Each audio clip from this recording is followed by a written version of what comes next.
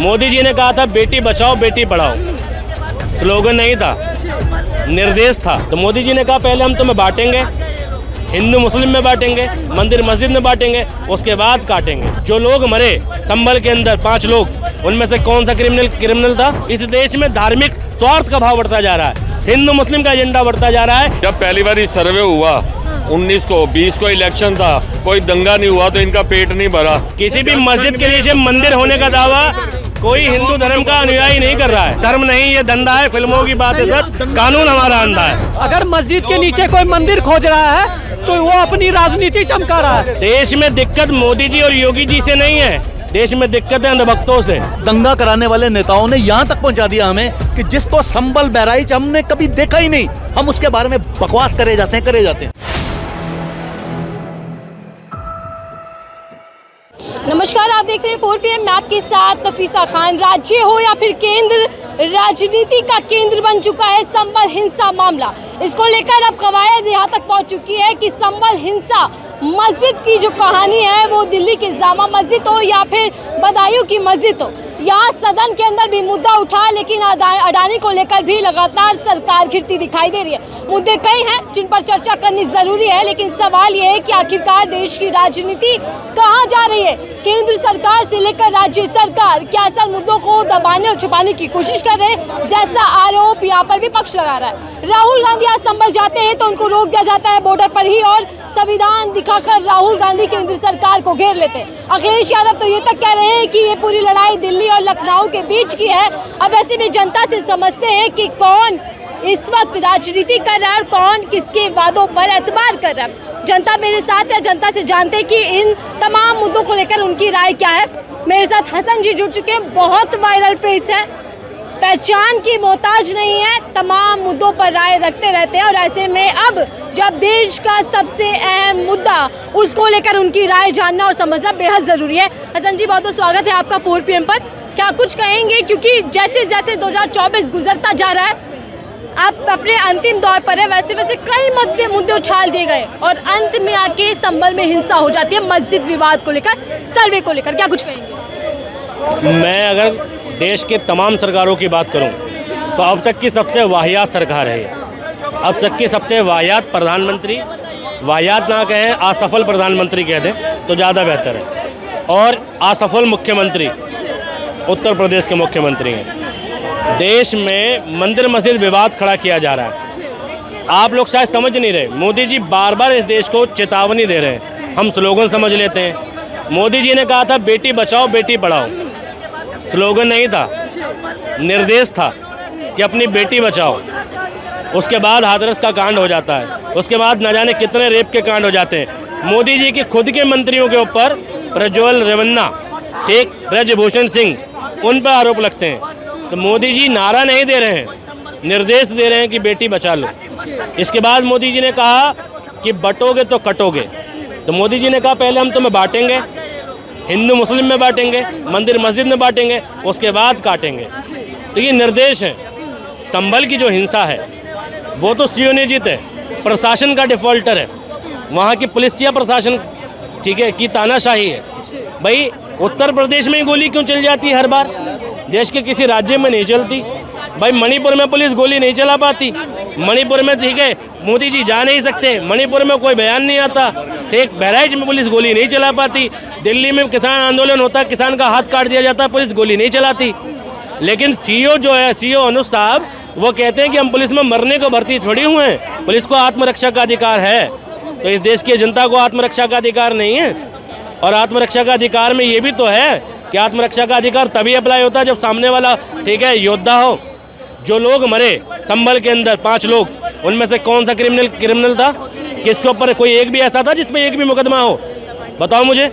नहीं था ना, और मुकदमा नहीं था तो ये यूपी सरकार उसको गलती क्यों नहीं मान रही? उनकी मौतों का जिम्मेदार ठीक प्रशासन को क्यों नहीं मान रही? और बहराइच में जो उस व्यक्ति की गलती थी, ठीक, हालांकि उसको भी गोली नहीं लगनी चाहिए, मैं बिल्कुल हिंसा का समर्थन नहीं करता, गलती थी मिश्रा जी की, मिश्रा जी को गोली लग गई, यूपी का मुख्यमंत्री बुलाता उसके परिवार को और भाई बाकायदा उसको मुआवजा दिया जाता है। लेकिन संभल में गलती नहीं हुई है, गोली लग गई और मुख्यमंत्री जी कहते हैं ठीक हो रहा, उपद्रवी हैं, गोली है, कोई मुआवजे का ऐलान नहीं होता। उल्टा दूसरी पार्टियों के नेता, विपक्ष के नेता जाके सहयोग कर रहे हैं, तो तुम्हें ठीक है, तुम कह रहे हो कि तुम देशद्रोहियों का सपोर्ट कर रहे हो। बीजेपी के नेता ये कहेंगे। मैं ये कह रहा हूँ कि किस पर मुकदमा था उनमें से, किस पर देशद्रोह का मुकदमा था? देशद्रोह छोड़ो, चोरी चकारी का भी मुकदमा था क्या किसी के ऊपर? और संभल सीओ साहब के रात दिन वीडियो वायरल है, उनका Instagram account, Facebook account, YouTube account चीख चीख के बता रहा है कि वो किस मिजाज के आदमी है। उनके दिल में संविधान और दिमाग में धर्म ज़्यादा चलता है। इस देश की सरकार 5 सालों में किसानों का मुद्दा नहीं सुलझा सकी। इस देश की सरकार 5 साल में सीए का मुद्दा नहीं सुलझा सकी। इस देश की सरकार 5 साल क्यों 10 साल, ठीक है। और बात करें कि तुमने प्रशासन दिया, शासन की अंतिम शक्ति जनता के हाथ में, यही लोकतंत्र की अवधारणा है। और जहाँ जनता पुलिस के आगे नतमस्तक है, पुलिस के आगे पस्त है, कहीं तुम आंदोलन करने निकल जाओ पुलिस वाले रोक देते हैं। इस देश की जनता को आंदोलन करने का अधिकार भी नहीं है क्या? प्रोटेस्ट करने का अधिकार भी नहीं है? यही देश की जनता थी, कांग्रेस सरकार के खिलाफ खड़ी थी। जन लोकपाल बिल, गली गली, सड़क सड़क, मोहल्ले मोहल्ले, रामलीला मैदान, कितना ट्रैफिक जाम था। कैसे इस देश में प्रशासन ने काम किया उस टाइम पर, कैसे उस टाइम पर ट्रैफिक व्यवस्था देखी गई, कैसे इस देश में संविधान का ख्याल रखा गया, कैसे उस टाइम पे इस देश में लोगों के हितों का ख्याल रखा गया। निर्भया का कांड हुआ, लोगों ने प्रोटेस्ट किया ना, किसी एक भी आदमी पे गोली चलाई, कोई एक भी आदमी मरा क्या? जन लोकपाल बिल में एक भी आदमी मरा क्या? फिर यूपी सरकार के खिलाफ आंदोलन करते हैं आदमी कैसे मर जाते हैं? पुलिस गोली कैसे चला देती है? मोदी सरकार में आंदोलन करते हैं गोली कैसे चल जाती है? किसान कैसे मर जाते हैं भाई, बाकी लोग कैसे मर जाते हैं? आप ये आरोप लगा रहे हैं कि पूरा मामला जो है, हिंसा जो है सुयोजित थी, लेकिन सर सवाल ये है ना, पुलिसकर्मी जो अधिकारी जो है वो भी तो घायल हुए हैं, पत्थरबाजों ने उन पर भी तो पथराव किया है ना, तो फिर कैसे एक तरफा ये कह सकते हैं? भाई एक बात बताओ, पुलिस घायल हुई है, मैं मानता हूँ, जैसी पुलिस घायल हुई है वैसी जनता घायल क्यों नहीं हुई? ठीक, मैं समर्थन नहीं करता हिंसा का, लेकिन ठीक, अगर वो लोग गोली चला रहे थे तो अपने ही लोग कैसे मर जाएंगे उनकी गोली से? और पुलिस तो घायल होती है, जनता भी घायल होती है। भाई जब टकराव की स्थिति आती है, आंदोलन होता, तो ये पहला आंदोलन थोड़ी है कि ऐसा हुआ है। देश में ना जाने कितना आंदोलन हुए, पुलिस घायल हुए। अरे किसान आंदोलन में हाथ काट दिया था पुलिस वाले का, लॉकडाउन में हाथ काट दिया था, मंडी में नहीं जाने दिया था सरदार जी को, तो क्या पुलिस वाले ने गोली चला के गोली मार दी क्या उसे? तो क्या आप भाई मानते हैं देश कि शासन प्रशासन दोनों जिम्मेदार हैं? पूरी तरीके से शासन प्रशासन ही जिम्मेदार है।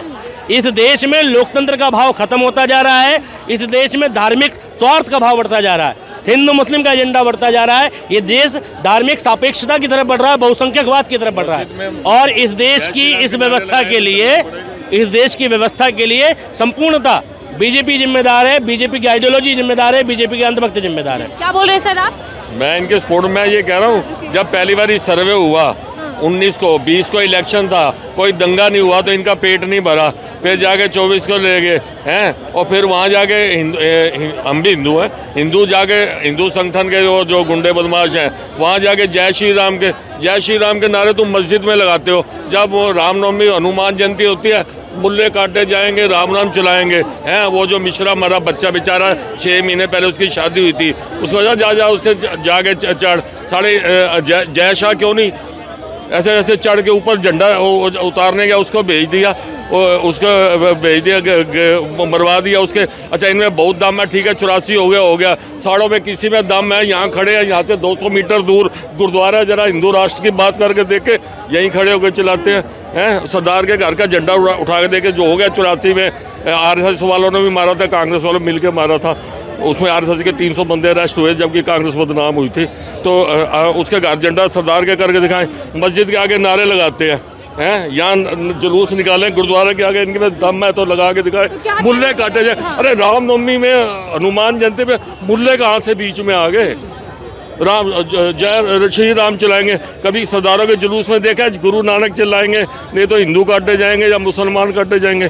क्रिश्चियन के उसमें देखा है, मुसलमानों में वालों में देखा है, जो भी उनके जुलूस निकलते हैं, ईद या तो अपना, कह रहे हैं कि जानबूझकर ये तो मैडम भावनाओं को जय श्री राम के नारे लगा के अंदर घुस गए मस्जिद में, जय श्री राम के नारे लगा रहे, किसी और में घुस के देखो ना।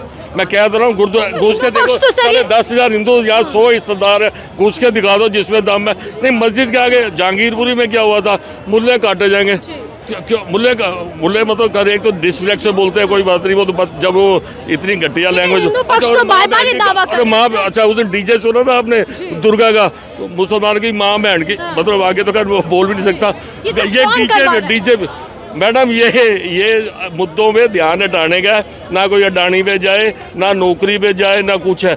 हिंदू खतरे में, जो बीजेपी के है ना वो हिंदू कहेंगे हम खतरे में है, और जो नॉन बीजेपी है ना उनमें कोई हिंदू खतरे में, हमें तो हो गई नहीं खतरा, इन्हीं को लगता है। वो तुम्हें काट देगा, तुम 100 करोड़ मुसलमान 20 करोड़ मुसलमानों से डरते हैं। साढ़े यही अंग्रेजों की दलाली करते थे, और जब सुभाष चंद्र, हिंदू मुसलमान की राजनीति से सत्ता चमकाई जा रही है। तो और क्या करते हैं ये? अच्छा बताओ, इनसे कोई बीजेपी का सपोर्टर इससे बोलो दिन के 10 काम बताओ, कांग्रेस चोर मुसलमान घटिया, और तीसरी बात इनके बताएंगे, कोई इनके होता ही नहीं है इनसे। एक दिन टीवी डिबेट चली थी, उसने कहा आप 5 मिनट तक ना बीजेपी के बताइए, उसमें पाकिस्तान मुसलमान और ये जो 3-4 इनके वर्ड है गांधी और नेहरू, ये चीज़ ना आए। तो उसने शुरू करा, 2 मिनट बाद पाकिस्तान आ गया, और टीवी डिबेट ओपन जो चलती है ना, जो मंच जो बनता है। लेकिन बाबा बागेश्वर तो यात्रा निकाल रहे, सनातनों को जगा रहे हैं। कल हमारे उसने बोल दिया, जो हमारे जो वो शंकराचार्य है उन्होंने बोल दिया ये बीजेपी का दलाल है, चोर है। आप देखो शंकराचार्य के जिम्मा लेकर निकले ना, मैडम, सनातन जब को जगाने शंकराचार्य का। से बड़ा हिंदू कोड होता है। 4 पीठ है हमारी हिंदुओं की। ये जो महाराष्ट्र, जब कर्नाटका या मद्रास के जो थे, जो हमारे जिन्होंने 4 पीठें किस लिए करी थी? जब पैदल ये बाबा जी कौन है? बाबा चोर है, बीजेपी का दलाल। अच्छा, ये पर्ची, राजनीति कर रहे हैं? सॉरी, बीजेपी की पर्ची निकालता है सब की। अपना भाई इसका दारू पी के गोली मार दी, उसकी पर्ची क्यों नहीं निकाली? मालूम है आपको? इसके भाई का दारू पी के गोली मारी थी ना, वो पर्ची कब क्यों नहीं निकाली अपने भाई की? बागेश्वर की जो सिस्टर थी उसकी शादी मुस्लिम ने कराई थी। और ये देखो, हिंदू मुसलमान तो करेंगे हैं इनका। देखो बीजेपी के संस्थापक कौन है? अडवाणी, उसका दामाद मुसलमान। बीजेपी के संस्थापक श्यामा प्रसाद मुखर्जी है। नहीं बेटे, वो जनसंघ का था। अडवाणी नहीं है, अडवाणी नहीं है, आप गलत हैं। वो जनसंघ के थे। एक मिनट, ये जो बीजेपी, एक बार बताओ, किसी भी मस्जिद के नीचे मंदिर होने का दावा कोई हिंदू धर्म का अनुयायी नहीं कर रहा है। एक बात ध्यान रखना, शंकराचार्यों ने दावा नहीं किया, किसी ने बड़े बड़े धार्मिक लोगों उन्होंने दावा नहीं किया। धार्मिक किसने दावा किया? उन लोगों ने जो राजनीतिक हिंदू हैं, ठीक, उन लोगों ने जो राजनीतिक मंच पे मौजूद रहते हैं, वो लोग जो देश में राजनीति करते हैं, ठीक। बाबा बागेश्वर कौन है? बीजेपी के नेताओं के साथ घूमते हैं, इसके अलावा तो कोई आइडियोलॉजी नहीं है उनकी। शंकराचार्य सबसे बड़े राजनीतिक हिंदू आप बोलते हैं, तो राहुल गांधी से बड़ा राजनीतिक हिंदू कोई है? आप हमें बता दीजिए। कहीं जाता है तो जनेऊ पहन लेता है, कहीं जाता है तो टोपी लगा लेता है, मजार पे जाता है तो वो टोपी लगा लेता है। राजनीति उसी को नेता बोलते हैं। नेता भारत में कौन जो सारे धर्मों का सम्मान करे? यही लोकतंत्र की आस्था है। जो अपने स्वार्थ के लिए अपना धर्म बदल ले, उसी को राजनीतिक हिंदू बोलते हैं, राजनीतिक मुसलमान बोलते हैं, राजनीतिक। आज तो राहुल गांधी संभल जा रहे थे, उनको क्यों रोका गया? आप एक बार बताओ, संभल में जो भी हुआ गलत हुआ, हम इस देश के नागरिक हैं, हम उसकी भर्त्सना करते हैं। लेकिन आप ये देखो कि संभल में क्या हुआ। जो वहाँ नहीं गए, जो वहाँ नहीं है, उस पर बहुत कुछ बोल रहे हैं। ना अखिलेश यादव वहाँ थे, ना राहुल गांधी वहाँ थे। वहाँ का डीएम, जो वहाँ का प्रशासन, बीजेपी खरीदता नहीं है। आईएएस की ट्रेनिंग बीजेपी नहीं करवाती। आईएएस की ट्रेनिंग संविधान का शपथ दिलाई जाती है उसे, ठीक है ना। संभल देखिए, पार्टी है, राहुल गांधी एलओपी है, जिम्मेदारी बनती है कि वो चर्चा करें। होता क्या है, जब सारा कांड हो जाएगा उसके बाद ये राजनीतिक पर्यटन करने जाते हैं वहाँ। वो यही कह रहे हैं कि राजनीतिक पर्यटन है। बात कही, इन्होंने एक बात कही कि पुलिसिया प्रशासन जो संविधान बनाता है ना भाई, आईएएस की ट्रेनिंग की रक्षा करता है। बीजेपी ने नहीं खरीदा हुआ। नहीं, हाँ, उसकी एजेंसियां हैं, मतलब मोदी जी नहीं बनाते, बीजेपी नहीं बनाती, यही कहना चाहते हो ना। संविधान की रक्षा पुलिस प्रशासन करती है, वही बात है, जज करते हैं, न्याय व्यवस्था करती है। संभल के अंदर संविधान की धज्जियां उड़ाई गई। संभल के अंदर देखो, सबसे बड़ी बात आपको एक बार बताऊं, जो संभल में मस्जिद की जो वो हुई थी, मतलब सर्वे हुई थी, उससे पहली सर्वे हो रखी थी। जो वहाँ के सांसद थे उस सर्वे में वो इन्वॉल्व थे, ठीक है जी।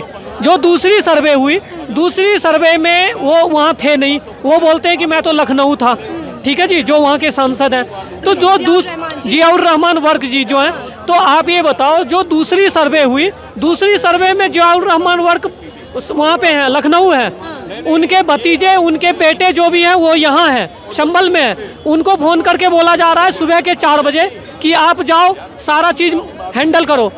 उनके जो बेटे हैं उनको खुद आगे आना चाहिए था। सांसद के बेटे हैं, प्रशासन सुनिए, प्रशासन से मिलके सारा काम शांतिपूर्ण ढंग से आप ये कह रहे हैं कि सपा ने दंगा भड़काया? देखो, जो वहाँ के जो अपोजिशन ग्रुप हैं, जो इस देश मैं बता रहा हूँ, एक मिनट, ये कह रहे हैं ना पुलिस वाला जो होता है राजनीतिक नहीं होता।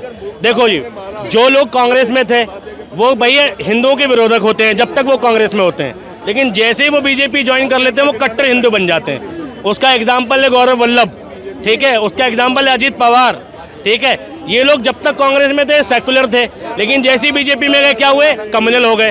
तो आइडियोलॉजी जो है लोगों को प्रभावित करती है। अब बीजेपी के शासन में पुलिस बीजेपी के हिसाब से ही काम करेगी ना, सीधी सी बात है।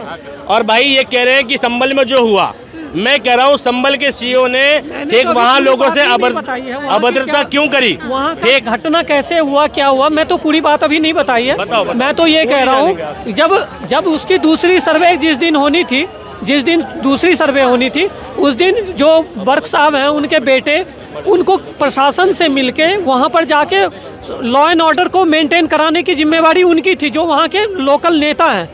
लेकिन उन लोगों ने वहाँ सुनिए पहले मेरा सवाल आप सुनिएगा, क्या उत्तर प्रदेश की सरकार पूरी तरीके से विफल हो गई है लॉ एंड ऑर्डर जो है लागू करने के लिए? लॉ एंड ऑर्डर लागू करने में उत्तर प्रदेश की सरकार कहीं से भी विफल नहीं है।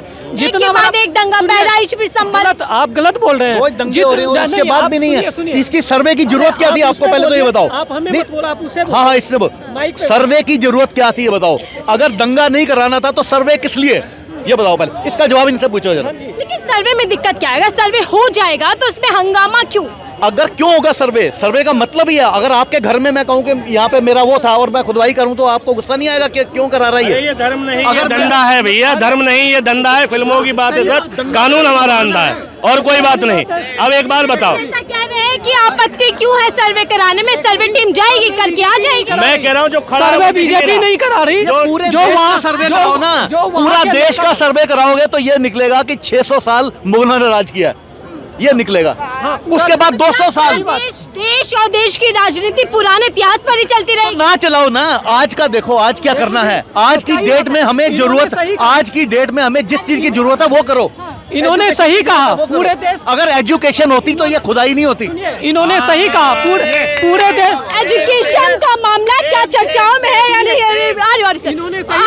इन्होंने सही कहा, पूरे देश का अगर सर्वे कराएंगे तो पता चलेगा कि 600 साल तक यहाँ मुगलों ने राज किया, और मुगलों ने राज करने के दौरान बहुत सारे मंदिरों को तोड़ा। 200 साल अंग्रेजों ने किया बाद में। सुनिए, 200 साल अंग्रेजों ने राज किया। आपके नहीं बोले आज तक। मैं आपको बताता हूँ, ये धर्म के ज्यादा ठेकेदार है। मैं आपको बताता हूँ, मेरे को वहाँ पे अगर मंदिर था, यानी मेरे को कुछ नहीं चाहिए।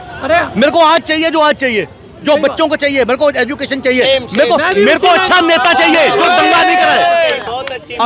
अगर मेरा ऐसा बाप है ना जो ये कहता है कि अरे तू मेरी बात मान, मैं ये कर दूंगा, तो मैं कहूंगा मैंने नहीं करना ये। वो बात करो जो शांति से हो। अगर मेरा कोई हिंदू दोस्त है, मुस्लिम दोस्त है, आम जनता को मस्जिद के नीचे मंदिर नहीं चाहिए? क्यों चाहिए पहले तो ये बताओ। दंगा कराना तो चाहिए। अब अपने जो कहते हैं कि नहीं, जो ये कहते हैं कि हमें मस्जिद के नीचे मंदिर चाहिए, उनको को अपने घर खोदो। यहाँ पे अगर मंदिर मिले तो उसको मंदिर बनाओ, अपने घर को मंदिर बनाओ और समाज को दो। सबसे पहले अपना घर खोदो। शायद मस्जिद के नीचे मंदिर अगर कोई खोज रहा है, अगर मस्जिद के नीचे कोई मंदिर खोज रहा है तो वो अपनी राजनीति चमका रहा है, वो ओछी राजनीति कर रहा है।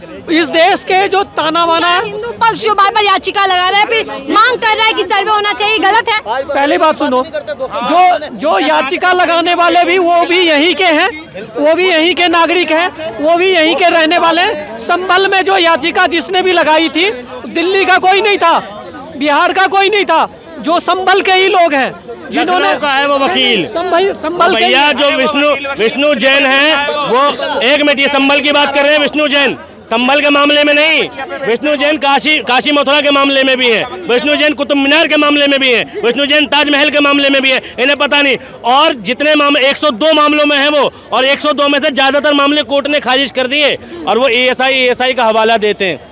कहते ये है वर्शिप एक्ट है कि 1947 के बाद जो मस्जिद है मस्जिद रहेगी, मंदिर है मंदिर रहेगा। उस पे विष्णु जैन ने कहा कि जो जमीन एएसआई के अधीन है जो इमारत ASI के अधीन है उस पर वर्शिप एक्ट लागू नहीं होता। तो मैं कह रहा हूँ अगर वर्शिप एक्ट लागू नहीं होता तो उस पर तुम्हारी याचिका कैसे लागू हो जाती है? तुम उसको संविधान में चैलेंज कैसे कर सकते हो? और अगर चैलेंज कर रहे हो तो ASI ने क्या प्रतिक्रिया दी? क्यों भाई दिल्ली की कुतुब मीनार को विष्णु स्तंभ बताया जाता है? क्यों ताजमहल को तेजो महल्ले बताया जाता है? और सिर्फ तेजो महल्ले बताने की बात सिर्फ अंधभक्तों तक नहीं है, प्रदेश का मुख्यमंत्री भी कहता है तेजो महल्ले था।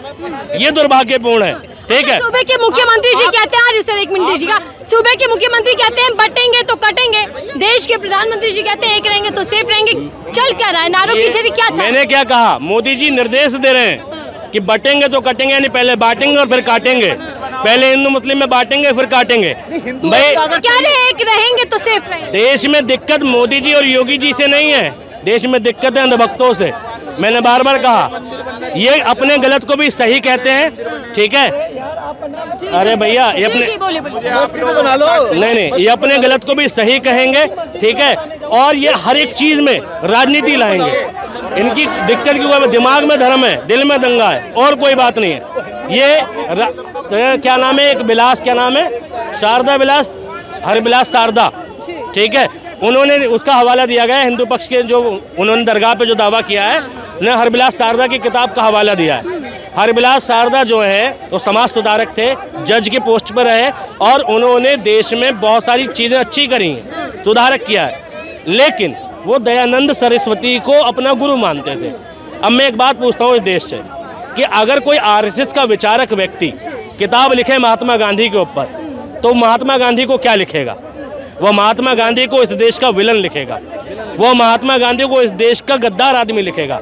लेकिन अगर कोई कांग्रेसी और देश का सेक्युलर व्यक्ति और पूरी दुनिया में भी महात्मा गांधी के ऊपर किताब लिखेगा तो महात्मा गांधी को हीरो लिखेगा। तो दिक्कत ये है कि किताबों का हवाला भी उस व्यक्ति का दिया जा रहा है जो उस विचारधारा से ताल्लुक रखता ही नहीं है। हरविलास शारदा की किताब कोर्ट में एग्जिस्ट करनी ही नहीं चाहिए कायदे में, तो क्यों उसको एविडेंस के तौर पर यूज़ किया जा रहा है? हरविलास शारदा का जन्म जो है वो मृत्यु जो 1900 के टाइम पे हो गई, 1800 में जन्म हुआ। ठीक, तो एक बात बताओ, 1800 में लिखा हुआ, 1800 के दौर में और 1900 के दौर में एक व्यक्ति किताब लिखता है और वो 800 साल पुरानी दरगाह को चैलेंज करता है। How is that possible? मैंने कहा ना, ये धर्म नहीं, ये धंधा है। फिल्मों की बात है, सच कानून हमारा अंधा है। ठीक, और मेहनत मजदूर। आप मैडम ये देखो कि दंगा कराने वाले नेताओं ने यहाँ तक पहुँचा दिया हमें कि जिसको संबल बहराइच हमने कभी देखा ही नहीं, हम उसके बारे में बकवास करे जाते हैं एक तरफ होके, जो सुनते हैं वो करते हैं। आप देखो इन्होंने ऐसी घटनाएं अभी और होनी बाकी है, क्योंकि बार बार यही कहा जा रहा है कि चुनाव स्टार्टिंग है, अभी तो स्टार्टिंग है। ये तो पिछले 10 साल से यही हो रहा है। 27 का चुनाव की तैयारी, ये 2014 से यही देख रहे हैं हम, 2014 से यही चल रहा है। मैं आखिरी सवाल आपसे ले रही हूँ सर। एक चीज और मैं पूछना चाहता हूँ आपसे ही, आप लोगों से व्यू ले रहे हैं ना, यहाँ लोकतंत्र है ना, आप यहाँ लोगों से पूछिए क्या 2014 से पहले यूपी में दंगे होते थे या नहीं होते थे? 2014 से पहले दंगों में कितने लोग मरते थे? और कानपुर हो, अलीगढ़ हो, बहराइच हो, बरेली हो, कौन से कराते थे? जिनके पास अथॉरिटी है, जिनके पास अथॉरिटी है वही कराते थे पहले भी। 2014 मैं सवाल लूंगी जनता से, लेकिन मेरा सवाल आपसे 2014 से पहले जब दंगे होते थे ना यूपी में, एक दिन में सैकड़ों लोग मारे जाते थे। सवाल लूंगी, लेकिन मेरा सवाल आपसे है cross question sir. UP crime में अब तो डबल इंजन सरकार है, अब तो वो सरकार सूबे में है जो ये दावा करती है कि जीरो टॉलरेंस। मैं आपको एक बात बताऊं, यूपी में लॉ एंड ऑर्डर इतना अच्छा है, रात के 12 बजे भी आप घूम सकते हो अकेले। ऑर्डर की तो तारीफ अकेले बस मैं कह रहा हूँ, एक अखबार खोले और एक न्यूज चैनल खोले, 100 में से 50 खबरें यूपी की मिलेगी और वो भी मारकाट की मिलेंगी। ठीक, और यही बात दंगे की, 2014 से पहले भी दंगा होता था, 2014 के बाद भी दंगा होता है, लेकिन तब और अब के दंगों में क्या फर्क है वो बताता हूँ। उस वक्त जब दंगा होता था ना, तो 2 समुदाय कहते थे नहीं होना चाहिए था, और आज पता क्या कहते हैं? उन सालों को ठीक मारा, पुलिस ने ठीक किया, अरे होश ठिकाने लगा दिए। पहले के दंगों में जय श्री राम नहीं था, पहले के दंगों में जय श्री राम करके नहीं चलते थे लोग, अब करते थे, और आज दंगा होने के बाद फिर दंगे की बात करते हैं। ये सौहार्द, दंगा होने के बाद इतना सौहार्द बिगड़ गया, इतना सौहार्द नहीं बिगड़ा था जितना बिना दंगे के सौहार्द बिगाड़ दिया यूपी में। सियासत जारी, लेकिन मैं आखिरी सवाल आपसे ले रही हूँ सर। एक तरफ केंद्र सरकार ये नारा दे रही थी कि विकसित भारत को लेकर हम आगे बढ़े, मुहिम चलाई जा रही है विकसित भारत की ओर, लेकिन अब क्या खुद मुहिम छूट चुकी है? चाइना सन 2050 में जी रहा है, अमेरिका सन 2050 से पार जी रहा है, ठीक। रशिया सब 2040-50 में जी रहे हैं और इंडिया सन 1990 में जी रहा है। आज भी वही स्थिति है जो सन 1990 में खड़ी करी थी मंदिर मस्जिद की। एक बाबरी मस्जिद और मंदिर के लिए ये देश 30 साल सौहार्द बिगाड़ के बैठा था, हिंदू वर्सेस मुस्लिम करके बैठा था। न जाने कितने हजारों हिंदू मर गए, कितने हजारों मुसलमान मर गए एक बाबरी की वजह से, और ये 10 बाबरी मस्जिद मंदिर ला रहे हैं। तो समझ रहे हो ये देश को कहाँ ले जा रहे हैं। भाई इस देश में ऐसी स्थिति पैदा करने वाले नेता का नाम नरेंद्र मोदी है, ठीक। नरेंद्र मोदी की इस देश में कोई उपलब्धि नहीं है सिवाय हिंदू वर्सेस मुस्लिम के, ठीक। चाइना में एक बार रोड ट्रैफिक लगा था, चाइना ने इतना काम किया कि आज भी चाइना के जो रोड स्ट्रक्चर है वो रहस्य है कैसे बना रहे हैं। भारत में एक भी बुर्ज खलीफा नहीं है, बुर्ज खलीफा जैसी बिल्डिंग नहीं है, चाइना जैसे रोड नहीं है, ठीक है। वहाँ के जैसे ट्रेनें नहीं है, वहाँ की जैसी सुविधा नहीं है 10 सालों के शासन के बाद भी, ठीक। कोसते हो तुम 70 सालों के शासन को। और मोदी जी क्या दे रहे हैं? कम्युनिस्ट का शासन है, चाइना में लोकतंत्र नहीं है। ऐसे आप खड़े होके सरकार के विरोध में बोल नहीं सकते। चाइना में जो चाइना की आप जितनी तरफदारी कर रहे हो ना, इतना वो चाइना में नहीं कर रहा, मैं कंपैरिजन चाइना का गुण गा रहे हैं ना, जिस तरह तो यहाँ पाकिस्तान का कंपेयर क्यों करते हो तुम लोग भाई? पाकिस्तान में भी तो लोकतंत्र नहीं है। चाइना में चाइना की तरफदारी जो कर रहे हैं ना, जिस तरह लाल किले के आगे बैठ के हर कोई अपना अपना वो व्यू दे रहा है ना, चाइना में ऐसा नहीं बोल सकते। थिएनआनमेन चौक याद है? थिएनआनमेन चौक पे कैसे हुआ था लोकतंत्र समर्थकों पे? चाइना में भी प्रोटेस्ट नहीं कर सकते, नहीं। कोशिश तो चाइना बनाने की है ना, चाइना में भी प्रोटेस्ट नहीं कर सकते, भारत में भी प्रोटेस्ट नहीं कर सकते। चाइना में भी सरकार के खिलाफ नहीं बोल सकते, भारत में भी नहीं कर सकते, ठीक है। चाइना भाई भारत में किसान आए, ठीक, किसान आए, पर सरकार का क्या रवैया है किसानों के प्रति? तुम किसानों से प्रोटेस्ट करने तक का अधिकार छीन ले रहे हो, जमीनों पे मुआवजा तक नहीं मिलेगा, ठीक। और तुम बात कर रहे हो कि चाइना नहीं बना। चाइना कैसे नहीं बनाया इस देश में? खुलेआम तो तुमने गोली बरसाई है, खुलेआम जनता के अधिकारों को हनन किया है, हिंदू वर्सेस मुस्लिम किया। रही बात कम्युनिस्ट की सरकार नहीं, मैं मानता हूँ, लेकिन चाइना जैसा डेवलपमेंट भी तो नहीं है, ठीक। भाई चाइना ने अपने चीज़ों पर काम किया है। चाइना में हिंदू मुसलमान और दो समुदाय के बीच दंगा भी तो नहीं है, ठीक है। चाइना में एक घटना बताए, चलो अभी कम्युनिस्ट का शासन है, ठीक है। सर धन्यवाद, बहुत ज्यादा लंबा समय हो जाएगा इसलिए मुझे अपने शो को यही खत्म करना होगा। जनता से जान रही थी कि जनता की राय क्या है, तमाम ज्वलंत मुद्दों को लेकर जनता क्या कुछ सोच रही है। जनता कह रही है कि सरकार के पास उपलब्धियां नहीं है गिनवाने को, और इसीलिए शायद हिंदू मुसलमान के जरिए वापसी करना चाहती है तमाम राज्यों में, क्योंकि सरपंच चुनाव एक के बाद एक राज्यों में। लेकिन फिलहाल क्या संभल से लेकर और कोई मुद्दे अब देखने को मिलेंगे और इसी तरीके से हिंसा भड़कती रहेगी। आपकी राय क्या साझा कीजिएगा, फिलहाल की दीजिए।